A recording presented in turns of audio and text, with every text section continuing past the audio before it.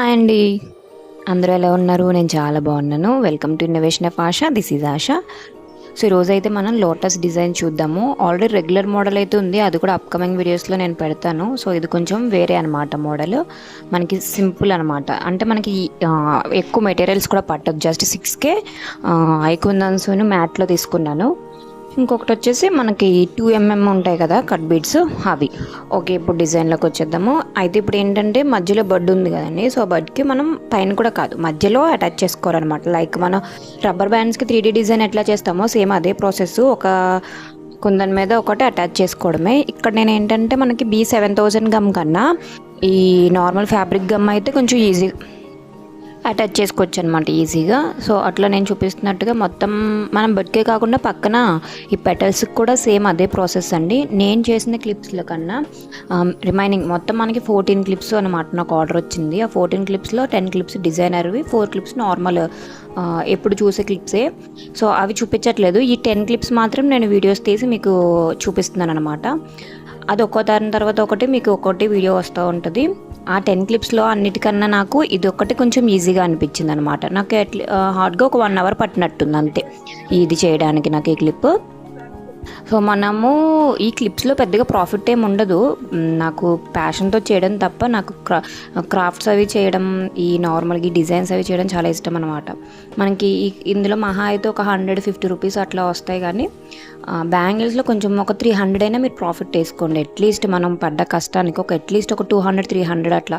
మరీ మన ఇన్స్టాగ్రామ్ పేజెస్లో అయితే ఇట్లాంటి డిజైన్స్కి వీటికి మరీ ఎక్కువ కాస్ట్ చెప్తారు. వాళ్ళని తక్కువ చేసి కాదు, కానీ మనలాంటి చిన్న చిన్న బిజినెస్ వాళ్ళకి ఏంటంటే అంతంత పెద్ద పెద్ద కాస్ట్లు చెప్తే అసలు వచ్చే వాళ్ళు కూడా రారు కదా.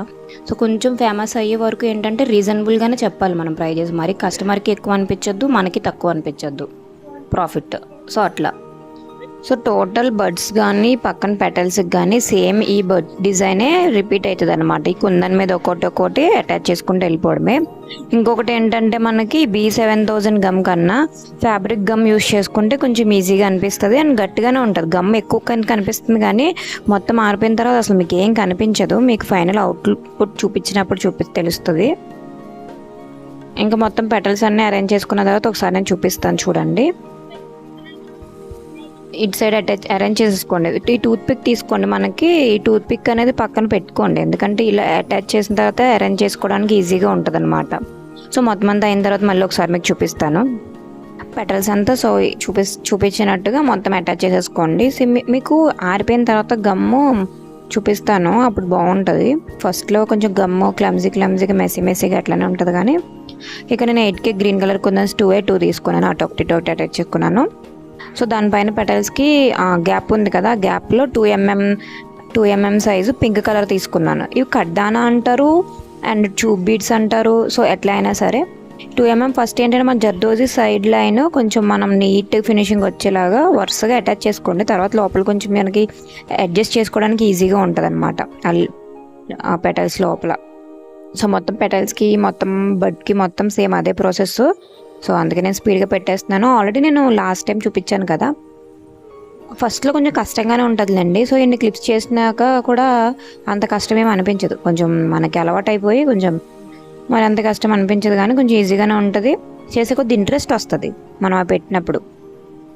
సో ఫైనల్గా అయితే ఇదిగోండి ఇలా ఉంది. అండ్ ఇంకొకటి మధ్యలో మనము జర్కన్ స్టోన్ కూడా పెట్టుకోవచ్చు. జర్కన్ స్టోన్ పెట్టాను చూడండి, కొంచెం ఎలివేట్ అవుతుంది డిజైన్ బాగా. మధ్యలో ఒక జర్కన్ స్టోన్ చిన్నది పెట్టుకున్నాను.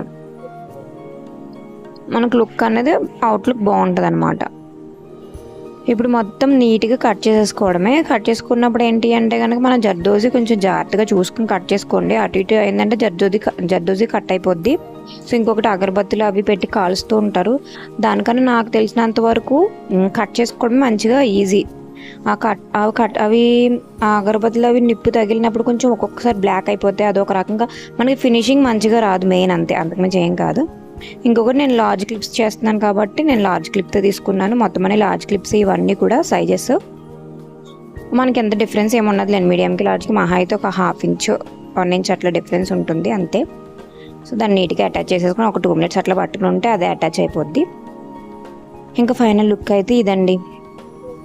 ఇంక పక్కన ఈ గ్యాప్స్ ఉన్నాయి కదా, ఆ గ్యాప్స్ని ఫిల్అప్ చేసుకోవడానికి నేను పర్ల్స్లో డ్రాప్ తీసుకున్నాను అనమాట. ఇవి 6K, చిన్నది, పెద్దది కాదు, చిన్నది. ఇది పెట్టిన తర్వాత ఇంకా బాగుంది. ఇంకా అంతే. మీకు గనక ఈ వీడియో నచ్చితే, యూస్ఫుల్గా ఉంది అనుకుంటే ప్లీజ్ షేర్ చేయండి, లైక్ చేయండి, కామెంట్ చేయండి అండ్ సబ్స్క్రైబ్ కూడా చేసుకోండి. బెల్ ఐకాన్ ఆన్లో ఉంచుకోండి. Thank you for watching. Bye bye.